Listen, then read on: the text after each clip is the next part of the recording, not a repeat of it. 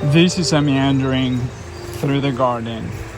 It's mid-July, and we're definitely getting to be past the season for a lot of the spring blooms. These garden beds, I put them in about 3 years ago, and these are not fenced, which means all the plants in this area can withstand pretty heavy deer pressure. I have different strategies for managing that. One of the things that I do is I plant a lot of alliums, especially these Egyptian onions. These are a really good plant to deter deer because it overwhelms their sense of smell. Alliums are usually very strong. And there are other things that they just won't eat, like the yarrows. They definitely don't eat yarrows. Rudbeckias, they tend to eat them. Like before, I would not be able to grow rudbeckias in this area. But since there is so many other things they don't eat and they will naturally avoid, this year I had no issues with these rudbeckias. In this section, for the past 3 years, the rudbeckias, I had to put fish line, I had to put different things to keep the deer out. But this year, they did not bother them at all. And they usually bother rudbeckias and coneflowers as they are about to bloom. Once the flowers are open, they usually don't go near them. This is yarrow. This is one of my favorite bordered plants. This particular cultivar is called Rosa Maria, and it's one of my favorites. I've made a couple of videos about it, just because has a very vibrant color, very striking, and they are very good at spreading. Not terrible like mint, but they definitely spread more than other varieties of yarrow. Like here, this one is a pomegranate, and that one tends to stay in place. So my job is to remove some of these plants at the end of the season to make sure they don't crowd the other yarrows. Other plants they don't eat is Marguerite daisy. You can see it's everywhere.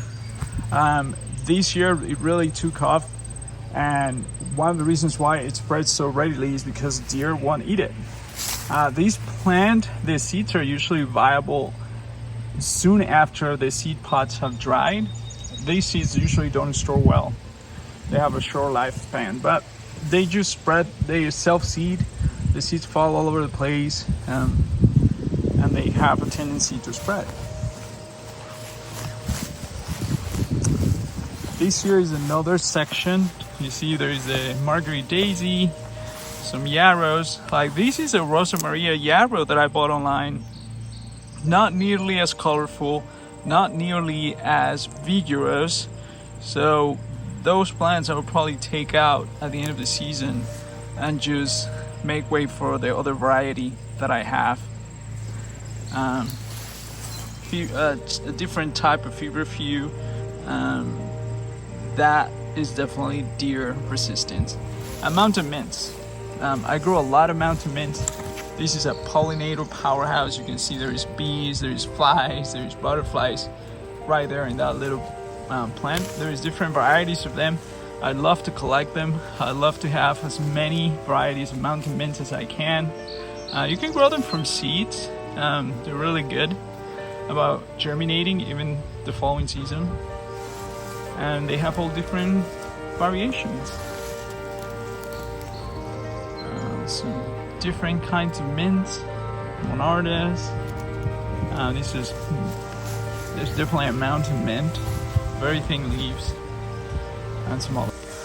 So now coming down here to the second level, there's more yarrows, some irises, and this is all exposed to deer pressure. There is no fencing around this area, and they stay out. They don't seem to bother the plants that I'm growing here. So I have peonies. That's another plant that deer don't seem to eat is peonies. And here you have some late coming poppies. I don't have great luck with poppies self-seeding, so every year I have to plant them. but they're definitely a nice addition. I really like how these yarrows are playing together. It's a really nice combination.